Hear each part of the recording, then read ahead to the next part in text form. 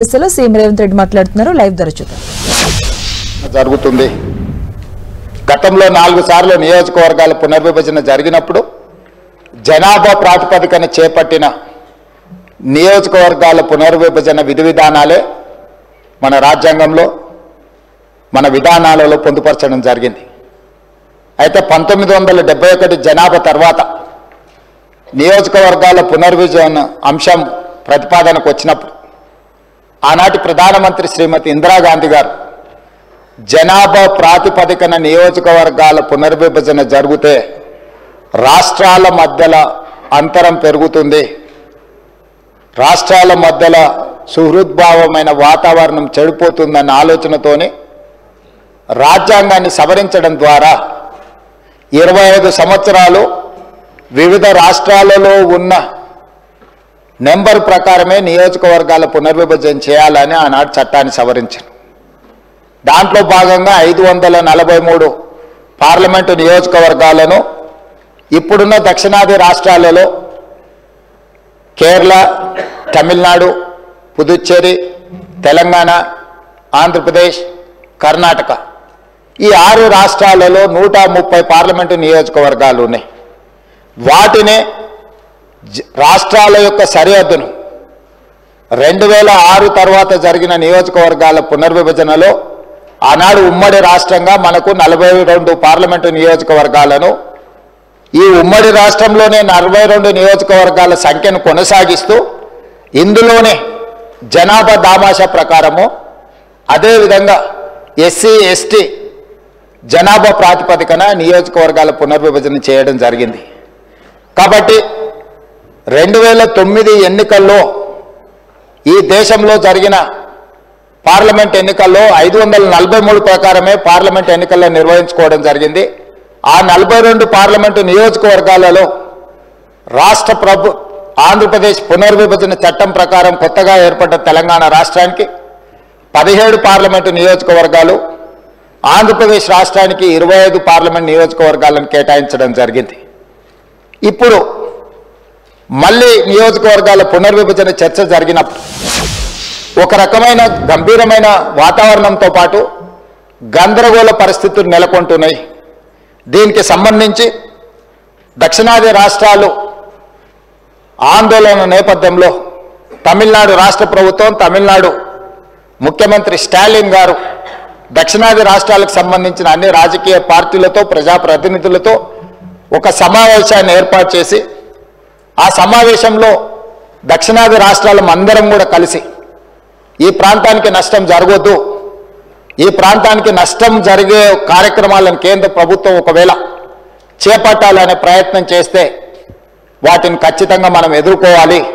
అదేవిధంగా రాబోయే 25 సంవత్సరాలు 1975 సమయంలో శ్రీమతి ఇందిరాగాంధీ గారు రాజ్యాంగ సవరణ చేయడం ద్వారా పాత పార్లమెంటు నియోజకవర్గాల నెంబర్నే కొనసాగించారు.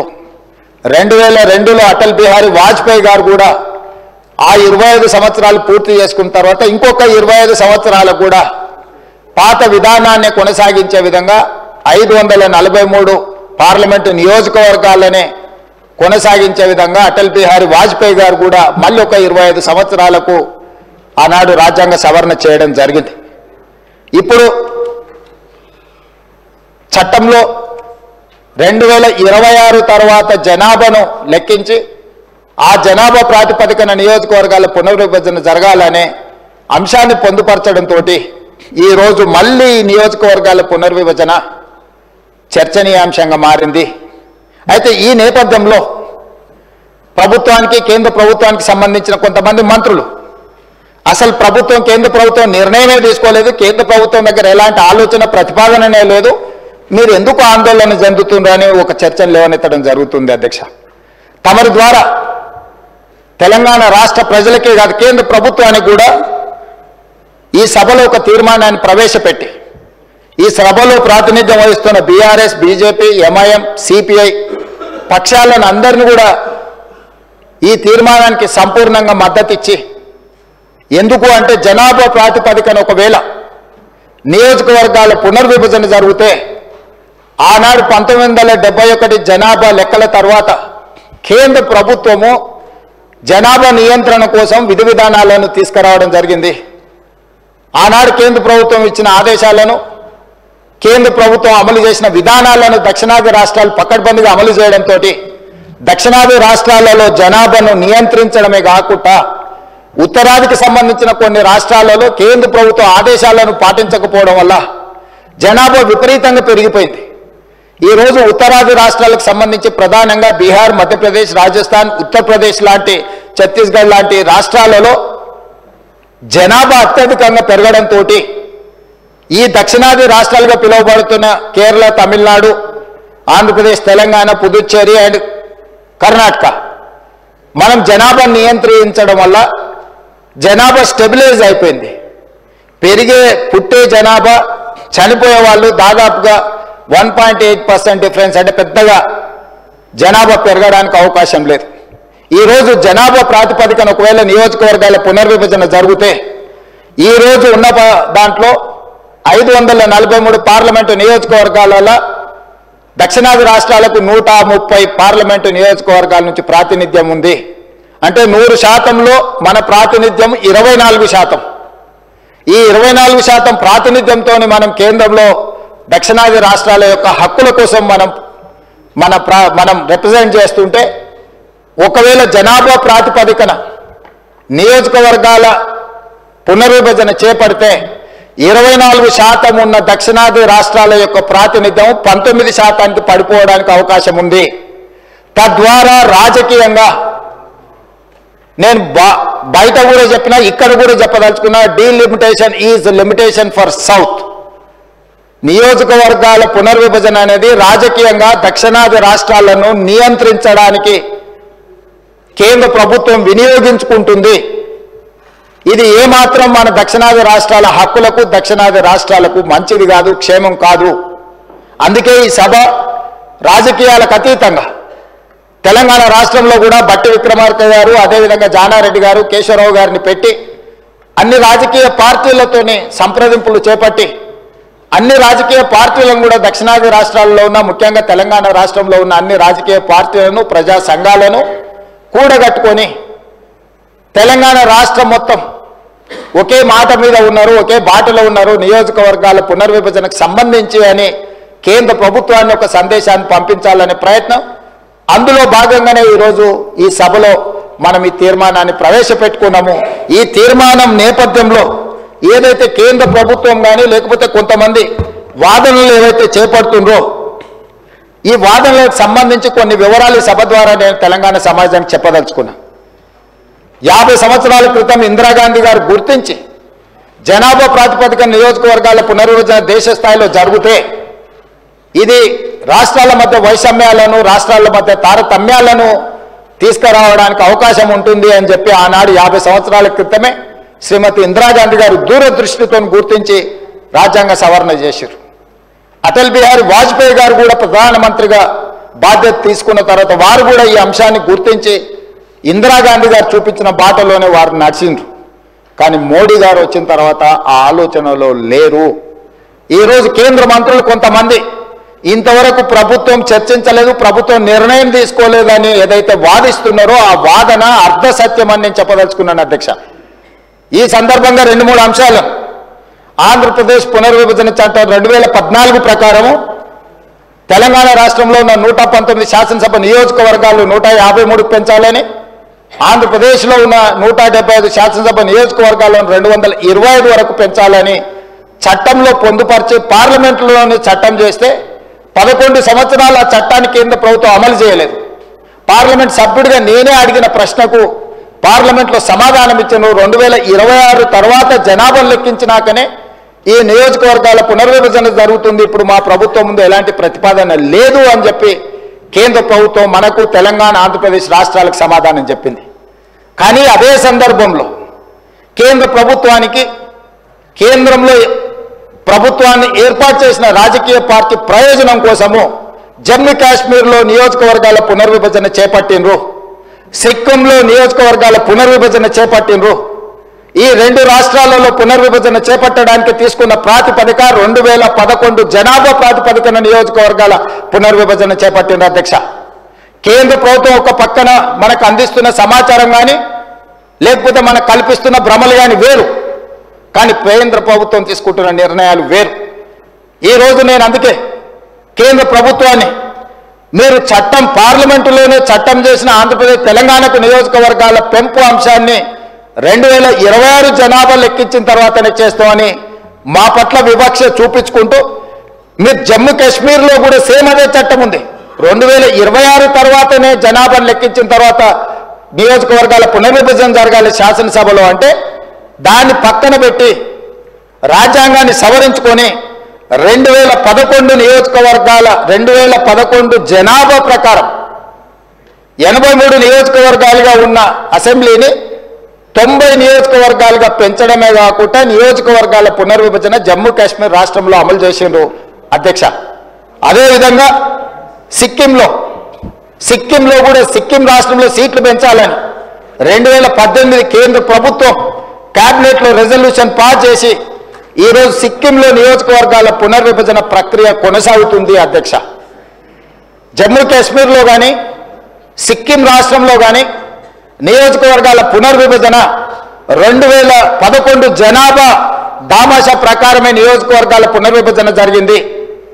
మరి ఈరోజు మేము ఆందోళన చెందడానికి, ఈరోజు శాసనసభలో తీర్మానం ప్రవేశపెట్టడానికి కేంద్ర ప్రభుత్వం అవలంబిస్తున్న ద్వంద్వ విధానాలను ఈరోజు ప్రజల దృష్టికి తీసుకువెళ్లడం కోసమే ఈరోజు తీసుకున్నాము.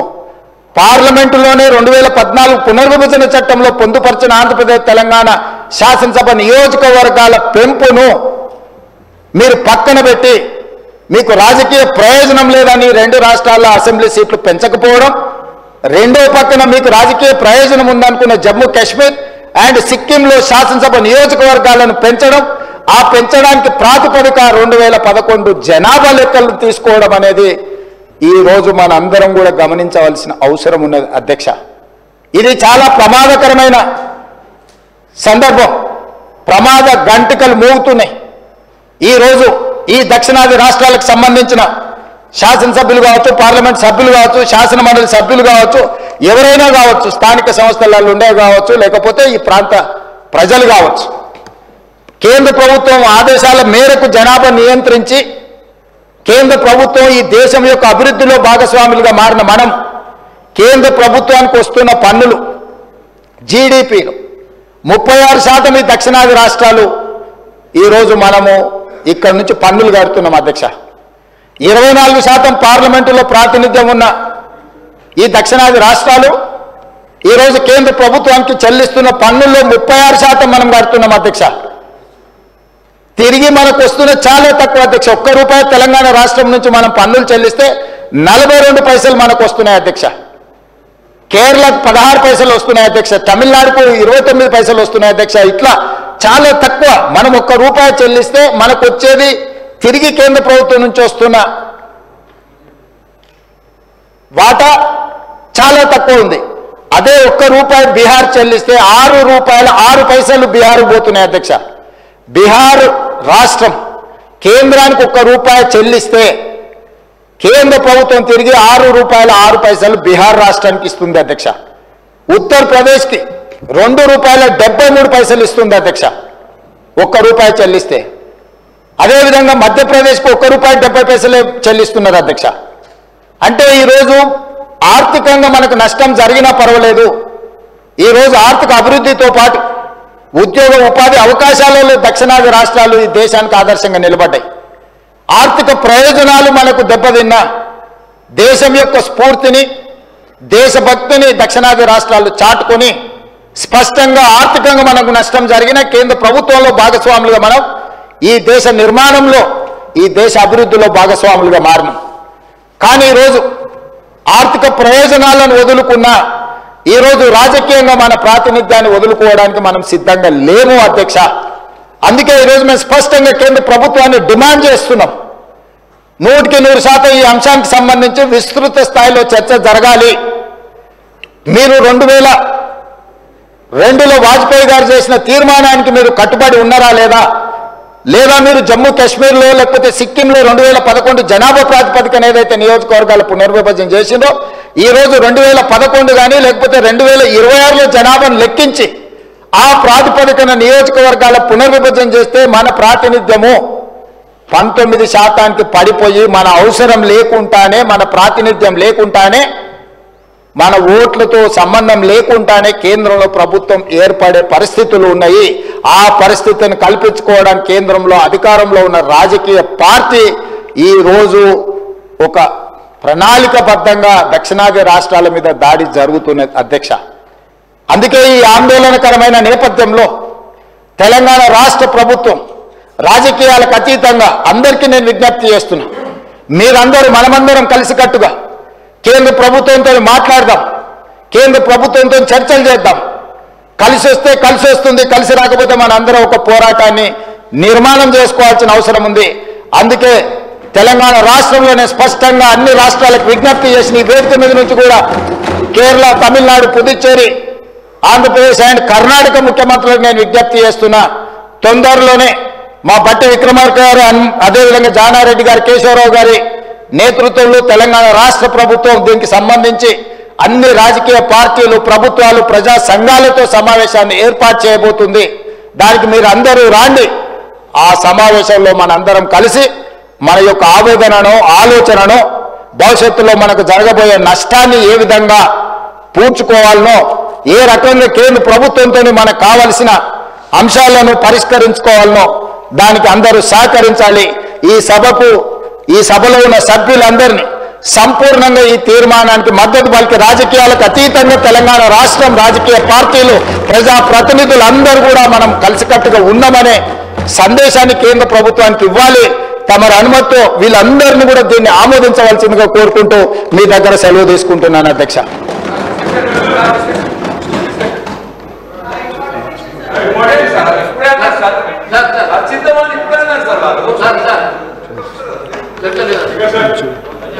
Resolution moved.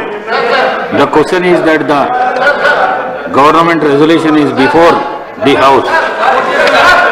Those who are for the resolution, please say ayes. Those who are against, please say no. Ayes have it. Ayes have it. The resolution is adopted.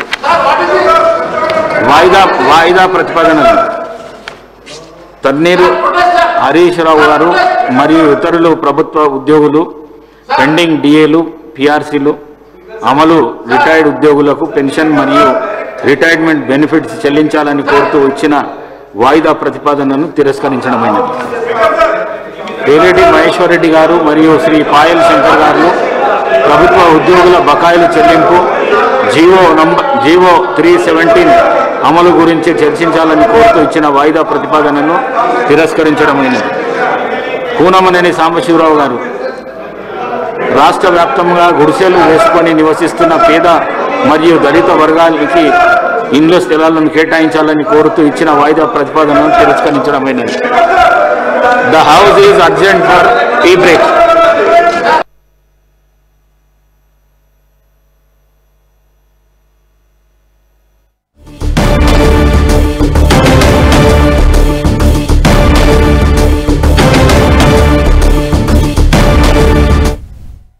పునర్విభజన దశగా కేంద్ర ప్రభుత్వం చేస్తున్న ప్రయత్నాలు, అనుసరించబోయే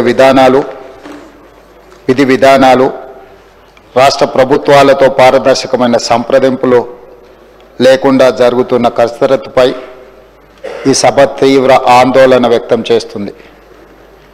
అన్ని రాష్ట్ర ప్రభుత్వాలు, అన్ని రాజకీయ పార్టీలు, భాగస్వామ్య పక్షాలతో విస్తృతమైన సంప్రదింపుల తర్వాత పునర్విభజన కసరత్తును పారదర్శకంగా చేపట్టాలని ఈ సభ కోరుతుంది.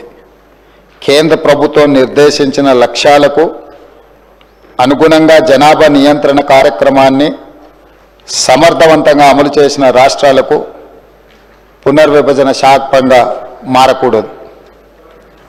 జాతీయ జనాభా స్థిరీకరణ ఉద్దేశంతో చేపట్టిన 42, 84 మరియు 87వ రాజ్యాంగ సవరణల లక్ష్యాలు ఇంకా నెరవేరలేదని చెప్పుకోవాలి.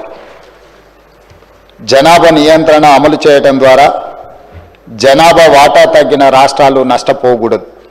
అందుకే నియోజకవర్గాల పునర్విభజనకు జనాభా ఒక్కటే ప్రామాణికం కాకూడదు. పార్లమెంట్ సీట్ల సంఖ్యను యథాతథంగా కొనసాగించాలి. రాష్ట్రాన్ని యూనిట్గా తీసుకొని ఇప్పుడున్న నియోజకవర్గాల సరిహద్దుల మార్పులు చేర్పులు చేయాలి. తాజా జనాభా లెక్కలకు అనుగుణంగా ఎస్సీ ఎస్టీ సీట్లను పెంచాలి. మహిళలకు రిజర్వేషన్లు కల్పించాలి.